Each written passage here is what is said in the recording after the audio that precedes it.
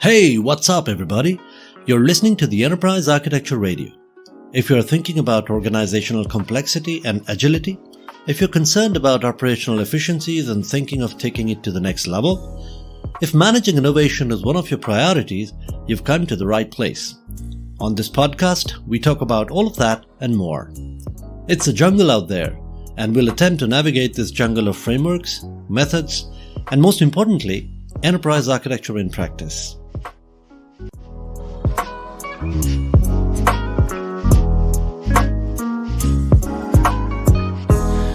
Let's talk data today. I know there was a request for me to cover metadata management, and I will not be doing it today, but I am covering a similar topic. I'm going to try to cover 6 topics today. Data service layer architecture, data mesh architecture, data marketplace, active metadata, synthetic data, and streaming data and analytics. Let's start with the data service layer architecture. The data service layer architecture is actually not very complex to understand. It is just a layer of data abstraction that works between application and the real data. As the organizations grow in complexity, whether it's organically or inorganically, new applications and new data start coming into the landscape. All this data may or may not be homogeneous. It may be heterogeneous. It may be used for different business functions. It may be of different formats, etc., etc. What data abstraction layer does is it tries to create a homogeneous layer that will essentially provide you with the data that you need. So you don't need to go and talk to the data layer directly. You talk to the data abstraction layer, and the layer will fetch you the data that you need. There are many benefits of having a data service layer. First of all is heterogeneous data can all be accessed through a homogeneous interface. It includes all libraries and all drivers that are necessary to talk to the correct data repository.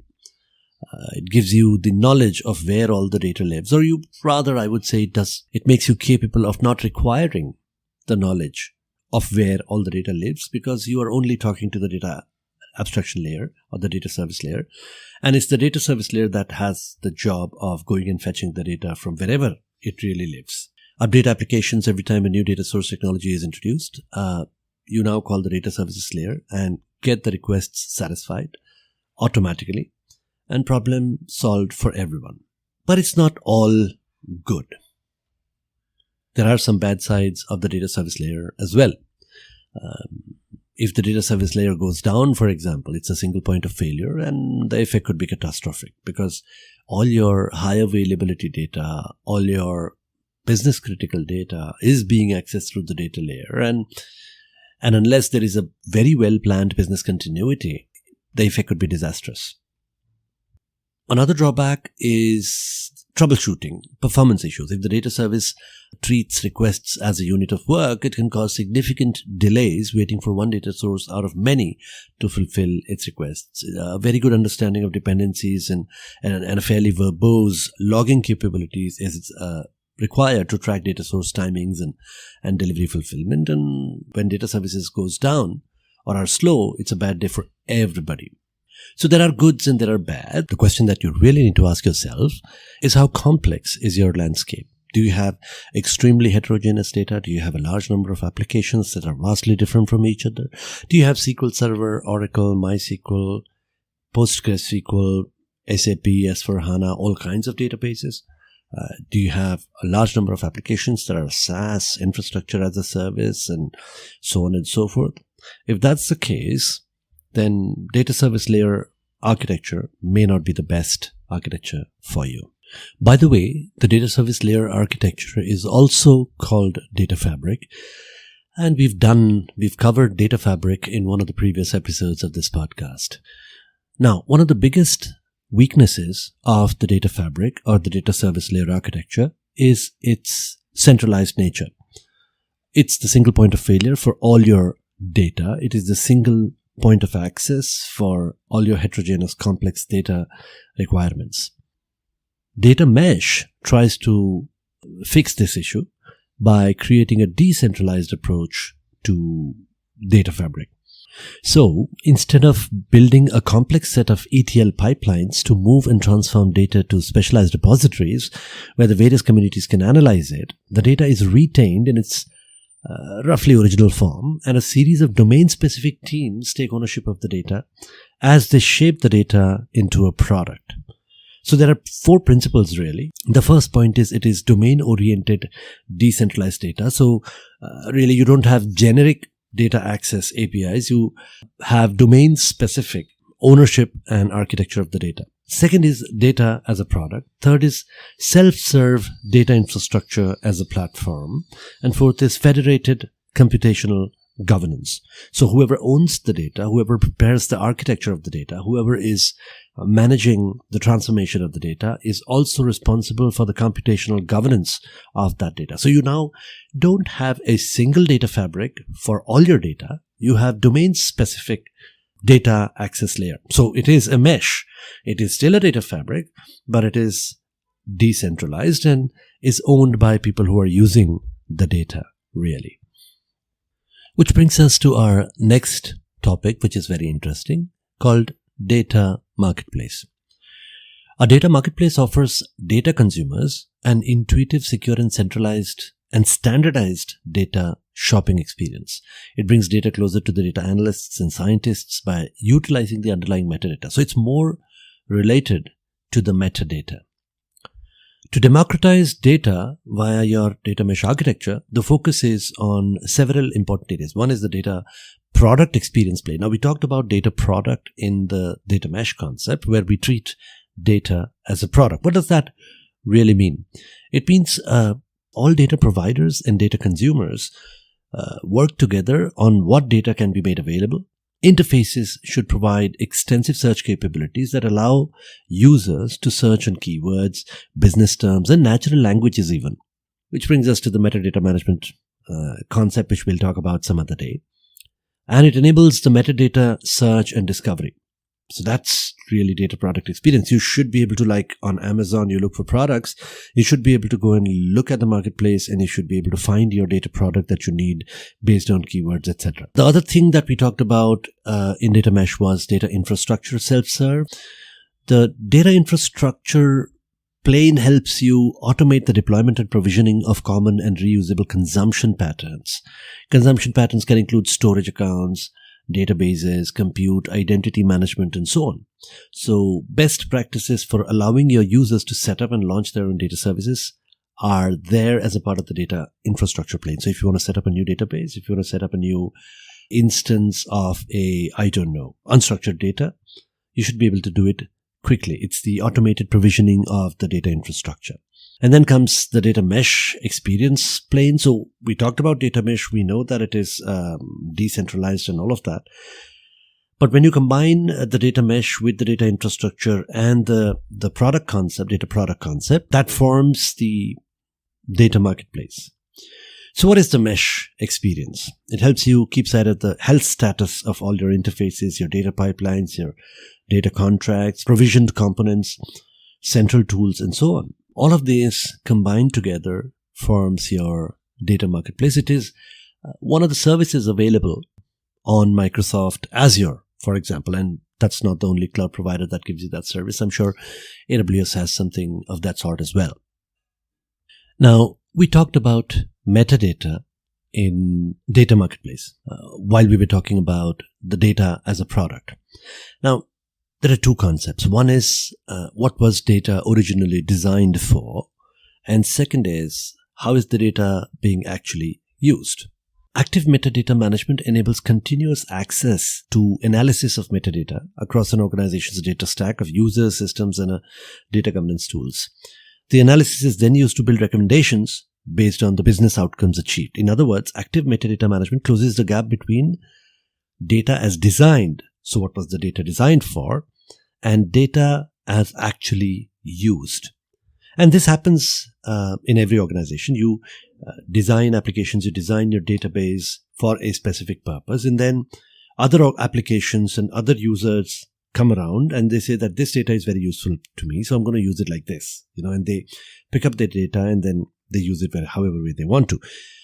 But since the data is not designed for those kind of purposes, sometimes it becomes inefficient. So what active metadata management does is it monitors the access and use of data, and it monitors the business outcomes achieved because of that usage, which helps us in redesigning the data platform so that it can be used most efficiently, most effectively, and improve the business outcomes out of that data.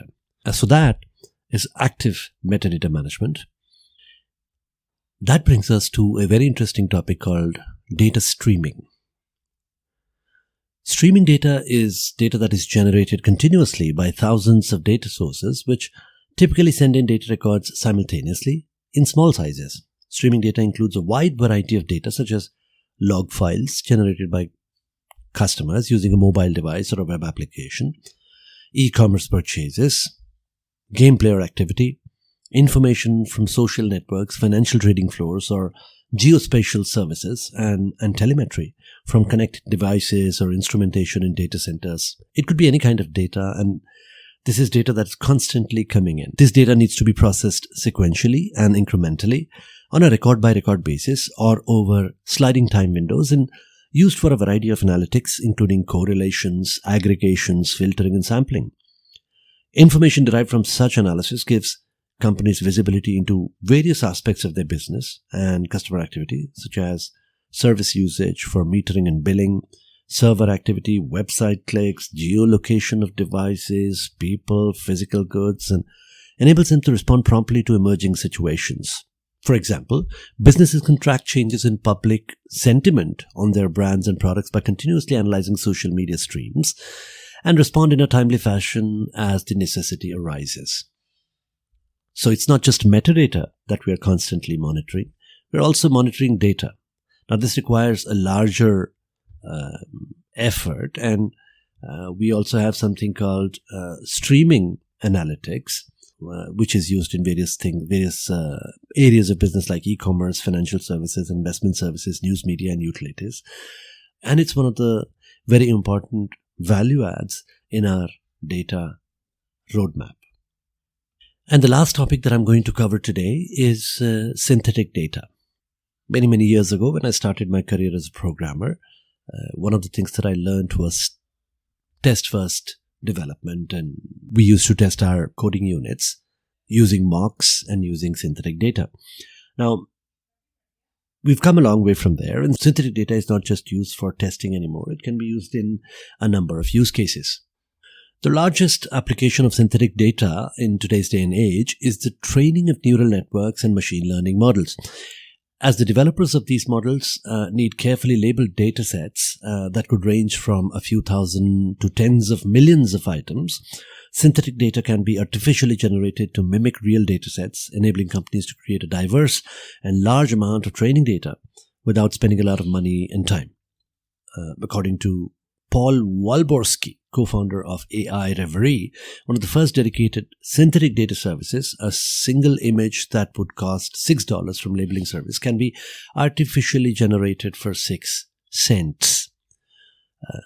So creating synthetic data for machine learning models and their training is not only cheaper, it's faster, it's quicker, and it's much better than the real world data.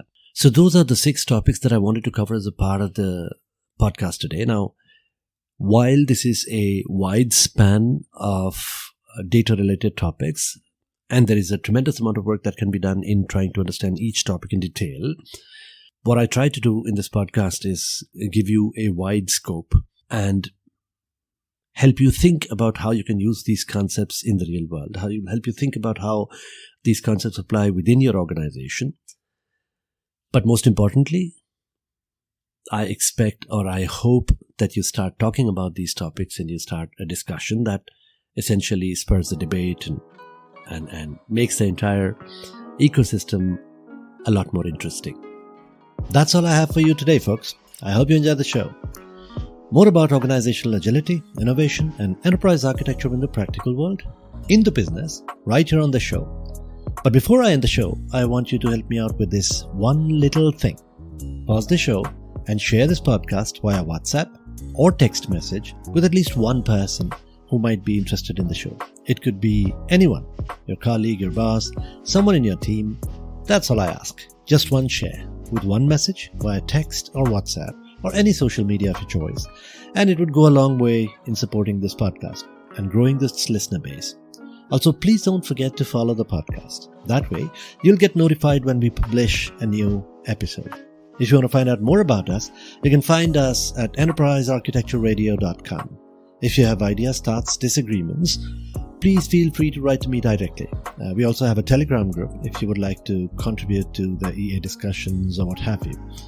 Just search for Enterprise Architecture Radio on Telegram. The URL to join the group is https://t.me/Enterprise Architecture Radio. While our contact details are there in the show notes, we are very easy to find. Just search for Enterprise Architecture Radio anywhere. Twitter, LinkedIn, Facebook, Instagram, YouTube, even Discord. Once again, I hope you had fun, and I'll see you in the next one.